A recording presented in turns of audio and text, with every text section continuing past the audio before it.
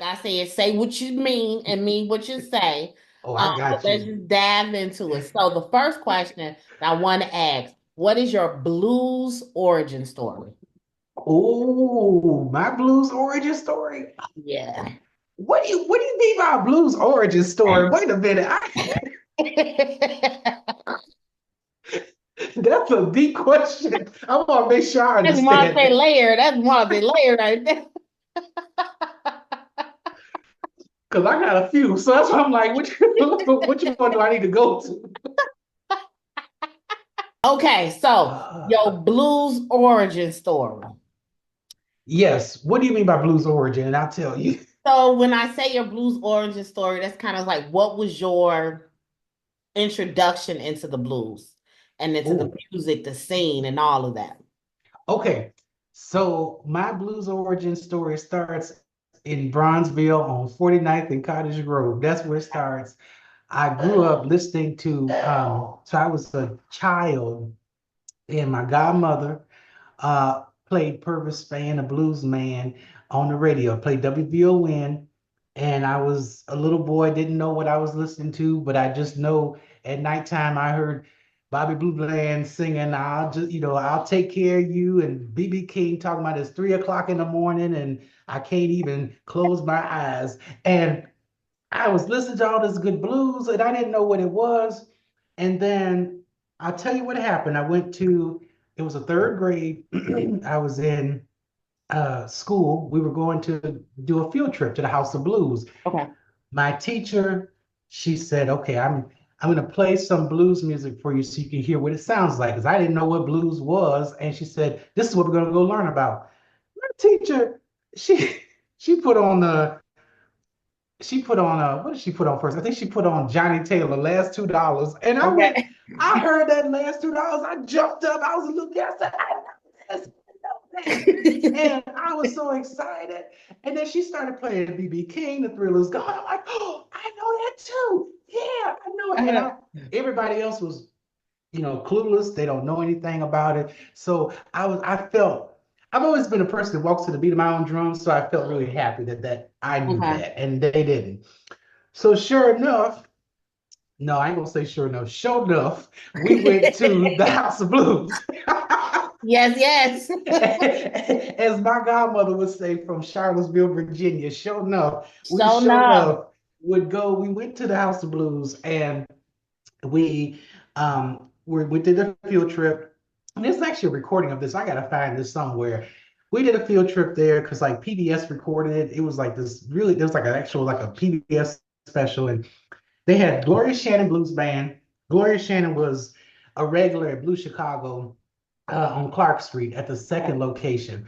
She used to do this bass show called Down in the Basement. It was all ages. So they had her performing with her band for the students. They taught the students a song. They said, we're going to teach y'all a song and then we're going to have y'all perform with us. And I woke up this morning. And so I said, I woke up this morning. I was feeling kind of sad. And so woke up this morning. I was feeling kind of bad, but when I came to the House of Blues, I was feeling mighty glad. Okay. And we got on this, so they got some of the students on the stage like a choir almost, and they were all on the stage, the bands performing, and Gloria started pulling out different students who would want to come out and do like a verse and do a verse. And so Mhm. I was sitting back and I could just feel this energy. And I'm like, oh, this feels so good. I'm like, oh, this is good. And she pulled out one student. He's rapping it. He was rapping the words to the chorus we just learned. And I was like, somebody else came out there trying to sing. So I said, they don't know anything about no blues. I'm like, let me go sing this blues for them. And I'm thinking my little 9-year-old, 8-year-old self come out there. Let me get this microphone. I was like, please pick me, pick me. She picked me.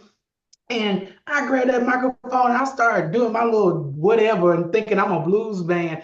And I was like, woke up this morning, I was basing my voice.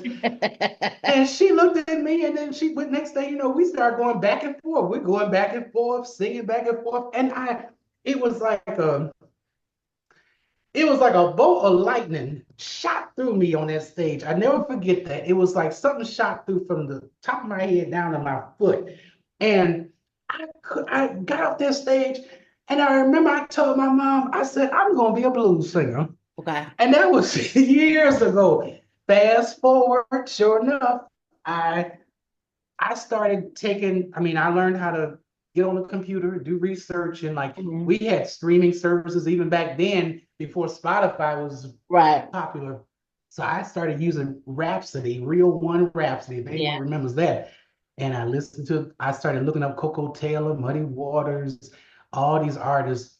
And that was like the window. I got the introduction from my godmother, Right. and then the technology helped me jump forward and go explore, and I never looked back. So that was like my blues origin story for you There right you there.